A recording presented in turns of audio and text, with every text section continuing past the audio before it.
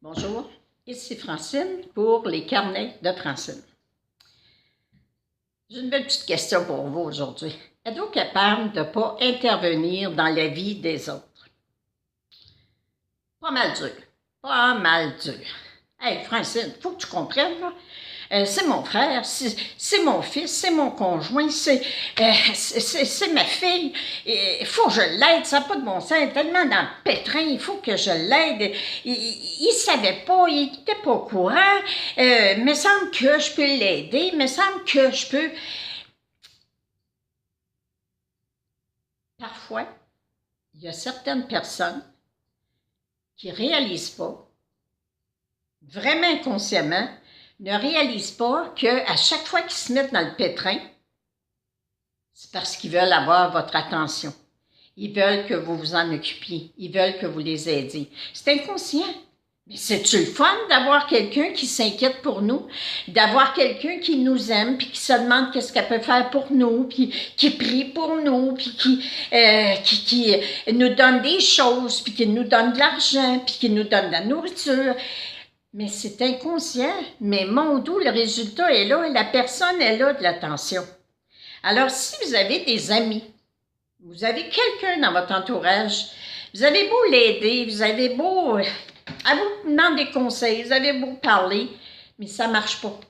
Elle revient tout le temps, le même pattern se répète tout le temps. Tout ce que vous avez à faire, c'est vraiment sur ces personnes-là, c'est le plateau, puis c'est occupez-vous-en. Puis, mon Dieu, mettez de l'amour dans sa vie. Parce que vous ne pouvez pas porter sur vos épaules la vie des autres. Vous ne pouvez pas régler, vous n'êtes pas dans les souliers de la personne.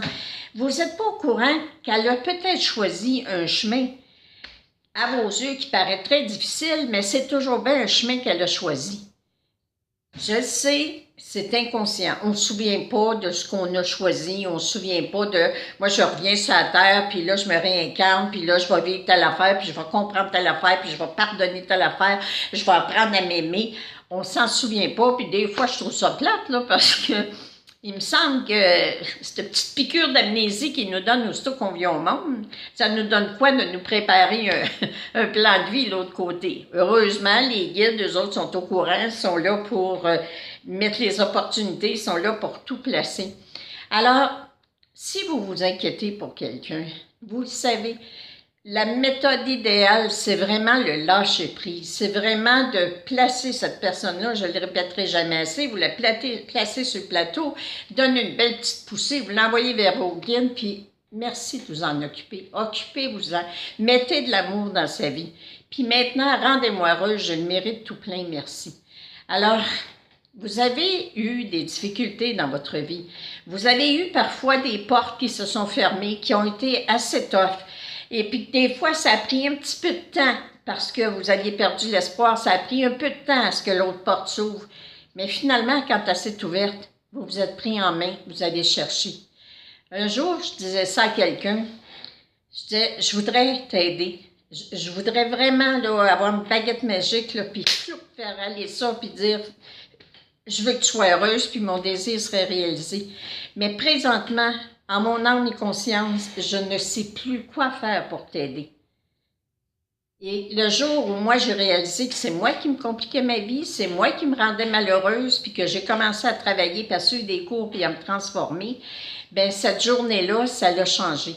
La femme que je suis aujourd'hui n'était pas celle que vous auriez connue à 20 ans ou à 30 ans. Parce que je ne croyais pas à la beauté de la vie, puis à la magie, puis je ne croyais pas au pouvoir de notre pensée. Rien de ça. Je pensais que j'étais un esclave, je pensais que j'étais une victime de la vie.